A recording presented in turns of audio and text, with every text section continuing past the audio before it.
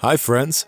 The summits of the world's most majestic mountains have always attracted people who've been striving to visit every remote point on the planet for hundreds of years. Over the years, the world has learned a lot about the legendary climbers, but history is often silent about what risks they take to achieve their goal. Today, I will tell you about a man who climbed high and suffered a terrible injury, but didn't give up hope of surviving in the mountains. He spent several days heroically getting out of the ice trap, which made him famous throughout the world. Joe Simpson was born in 1960 in the capital of Malaysia, Kuala Lumpur, where his father was stationed with the British Army. When the family finally settled on the island, the little boy, who'd already seen a lot in his short life, already knew exactly what he wanted to do and what his favorite hobby would be. The young man became interested in mountaineering after reading The White Spider about the first ascent of the North Face of the Eager by German rock climbers in 1938. By his own personal admission, on the one hand, the stories told in this book could have thrown any normal person into a shiver. But on the other hand, he understood that the climbers were smart people, which meant that there was something about mountaineering that made them willing to risk so much. By the time he graduated from the University of Edinburgh, Joe had already done numerous ascents in the Alps. Having complete confidence in his own abilities, Simpson wanted to celebrate the onset of his adulthood by climbing the unapproachable summit of the Peruvian Andes, called Sula Grande. Of course, conquering the previously unclimbed peak alone was deadly dangerous, so Joe was well aware that he needed a partner who was just as ready to get his name written in history, and was thus willing to overcome a series of unimaginable trials. It was his longtime friend, Simon Yates, who signed up for this adventure. Two enthusiastic mountaineers were about to ascend the west face of Sula Grande with the height of 6,300 meters. Even though their path was considered extremely dangerous and almost impossible, Joe and Simon carefully planned their route, after which in 1985, they hit the road. And let me just say, they couldn't have even imagined what they would soon have to go through. Joe and Simon were going to climb the mountain in the so-called alpine style, which implies carrying all their food, shelter, and equipment, as well as the complete absence of intermediate camps. It all meant one thing: if anything were to happen, there would be no help coming. Admiring the beauty of the local nature, the two friends quickly got through the first kilometers of the planned path. However, the higher they climbed, the more difficult it got. The thing is that at high altitudes, the heart begins to suffer from the lack of oxygen, and the body requires at least 5 liters of fresh water, which isn't as easy to get as it might seem, because it requires melting snow for about an hour. Needless to say, the further the two enthusiasts advanced, the longer each step took, especially since the snow kept sticking to their clothes and freezing, making an ice armor on their bodies. Thus, it took them 6 hours to climb the last 50 meters. However, having finally reached the top, neither the fatigue nor the frozen limbs could overshadow the joy Joe and Simon felt, because at that moment, they felt as if they were on top of the world. And it all could have been great, but according to the many years of experience of famous climbers, it is during the descent that 80% of problems happen. And unfortunately, this story of the two friends was no exception. As they were half an hour into their descent, the mountain got covered with a thick cloud, so the climbers couldn't see their track and got lost. Moreover, the temperature dropped to 0 degrees and they had to stay where they were. They planned to get going before dusk, but since they couldn't do this, they both ran out of gas, which meant they needed to descend as soon as possible, because they could no longer melt the snow to get water. However, even despite their problem, the next morning seemed great, and believing that the worst part of the descent was already over, the two climbers roped together and began descending the steep wall. At first, everything went smoothly, but at some point, Joe felt that the ice axe in his right hand didn't enter deep enough into the ice. He attempted to drive it in deeper, but instead, the ice axe in his left hand also slipped, and literally a moment later, Joe was already falling down. The landing couldn't have been called successful, because after falling about 10 meters, Joe heard a crunching sound, and then felt terrible pain in his leg. It was broken. But the worst part was that given where it was in, his injury meant certain death. Simon was Joe's only hope. Descending after his friend, Simon gave him the strongest pain reliever he had. However, even despite their vast experience, they both were well aware of the fact that there was no way they could descend 5 kilometers together. Thus, the two climbers found themselves in a snow trap somewhere in the mountains at an altitude of 5,000 meters, completely alone and without any chance of getting help. However, even despite the horror of their situation, they were able to pull themselves together, and overcoming their shock, they still decided to try and go down together because they simply had no other options. So tying his friend with a 50-meter rope, Simon carefully lowered Joe down the mountain. However, having successfully completed several rounds of such descent, they were faced with the fact that the length of the rope wasn't enough to reach the ground. Due to the strong wind, Simon couldn't hear his friend shouting to inform him that he was hanging over the ice crevice. At that point, Joe realized that it was probably the end, and that he would never get to leave the cold mountain. Meanwhile, at the other end of the rope, Simon was holding on to his best friend, refusing to give up hope.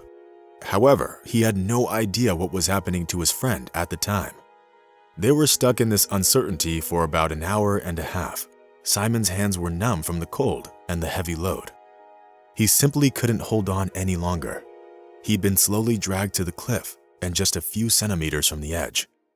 He screamed in pain, trying to hear Joe's voice, but all he heard in response was the wind. Simon knew he was running out of time. Another 5 centimeters and he'd be falling down.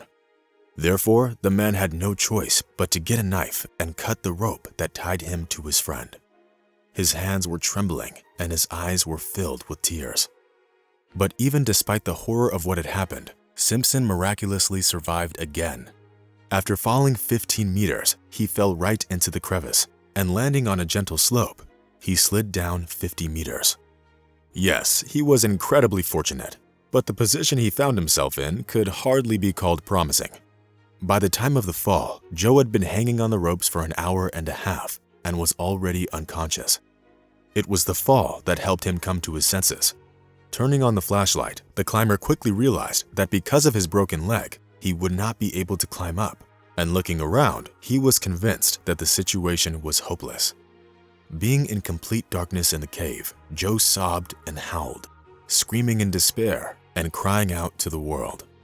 He was very weak, had no water or food, and was in an ice trap with the broken leg at a depth of over 50 meters.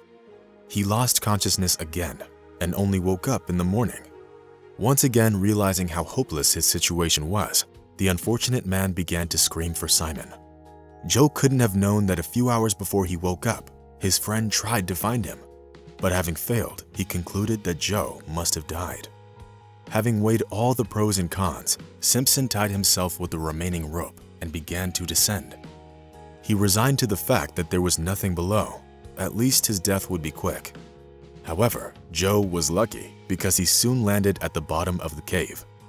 He crawled carefully on the ice toward the sunlight, hoping to finally get out of the ice trap. It was only thanks to some miracle and a higher power that there actually was a way out of the gorge. This inspired hope, but he still had to walk for many kilometers through impassable areas.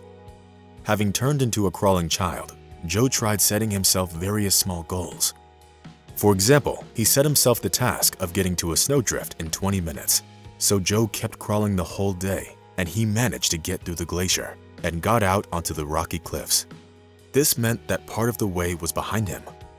Considering all that he had gone through, death did not frighten him anymore, although he felt as if someone was leading him, and this someone clearly didn't want him to die. Joe came to the realization that he now had to come up with a new way of moving forward. Using the materials he had at hand, he created something similar to a medical splint for his injured leg. However, jumping on only one leg left and keeping balance was simply unrealistic, and every time he fell, Joe thought his leg was breaking again, and he simply couldn't find the strength to keep going. Be that as it may, thanks to his resilience and determination, Simpson kept moving forward, still setting himself the goal of getting to the nearest people. So he kept going at this pace the next day. And the pain wasn't even the worst part. The worst part was the thirst and feeling powerless. Frustrated, Joe continued to limp forward the next day. And even though he still didn't see any traces of people, he was very happy to have come across a dirty stream where he could finally get some water. It was as if I was being filled with fuel, because with every sip, I gained strength. After that, I began to laugh like a psychopath. I was spiraling, losing my mind slowly but surely. I had nothing left. The feeling of shame was gone. I felt like nothing, just an insect that was crawling into the unknown, hoping to survive, the man said later. Being in a state of delirium, he continued to move forward, and soon, by some miracle, he managed to find Simon's tracks. But that didn't mean much, since following them to camp wouldn't have been easy even for a healthy person, let alone for a man with a broken leg, who kept losing consciousness every couple of hours. That night, in a semi-conscious state, the climber managed to get to the toilet, which they once set up with his friend near the camp, and then he passed out again. When I finally came to my senses, I felt as if I was beaten at the supermarket, but looking around, I realized that I was lying on the glacier and needed to call Simon urgently.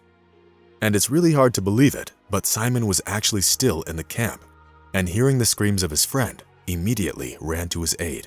Because as Simon later said, he should have left much earlier, but for some reason, he wasn't feeling well and decided to stay for a few more minutes. And it was these few minutes that saved Joe's life. It seemed that God was helping Joe. The climber who abandoned his friend was beside himself with happiness. He felt so relieved that he hadn't actually killed his friend. However, despite the seemingly happy ending, the survivor was barely alive and needed urgent medical attention. During almost a week of this hellish adventure, Joe lost a third of his body weight and his health deteriorated greatly. So upon returning home, he was virtually bedridden for the next several years and had to undergo numerous surgeries. The doctors were sure that after the terrible injury Joe suffered, he could forget about walking on two legs, let alone about sports. But the man had other plans. It's hard to believe, but over the next 20 years, Joe conquered a dozen more peaks. Interestingly, after the experience he had in 1985, the man decided to write books. It was this new hobby that opened new horizons for him. His book, Touching the Void, dedicated to the very adventure described in our video, has sold over 300,000 copies and has been translated into 14 languages. A movie based on it was released in 2003, which eventually won many awards and was in high demand all around the world. When talking about his experience, Joe always emphasized that he didn't blame his partner for cutting the rope in the least. He always justified his actions, saying that he would have done the same if the roles were reversed. I am more than sure that Simon made the right decision at that moment, because if both of us died, it would be an unnecessary sacrifice, but now we're both still alive. Many criticize the man for cutting the rope and leaving his friend to die. However, these people knew little about mountain climbing and had never been in a similar situation. Today, the two men still remain good friends and often recall the expedition that could have ended their lives. Today, after many ascents, Joe has retired, but that doesn't mean he's resting. He regularly gives motivational speeches, telling people his amazing story of survival in the mountains. The former mountaineer considers himself very fortunate, sharing one simple truth he's learned over the years. The worst thing in life is feeling helpless and hopeless. Being in that ice trap, all I could dream of was not dying alone, and I knew that my family wouldn't understand me if I gave up. It's true. If Joe's story can teach us one thing, it's to never give up, even when things get extremely tough. Just keep moving forward, despite all the difficulties. After all, that's what Joe did. He kept moving forward, not even knowing whether he was moving in the right direction, but he still kept going. So friends, I have several questions for you. What do you think? Did Simon do the right thing when he cut the rope? And did Joe do the right thing when he forgave Simon? And overall, what's your take on mountaineering and the fact that people risk their lives for it? Be sure to share your thoughts in the comments. And that's all for today. Rate this video and see you soon. Bye soon.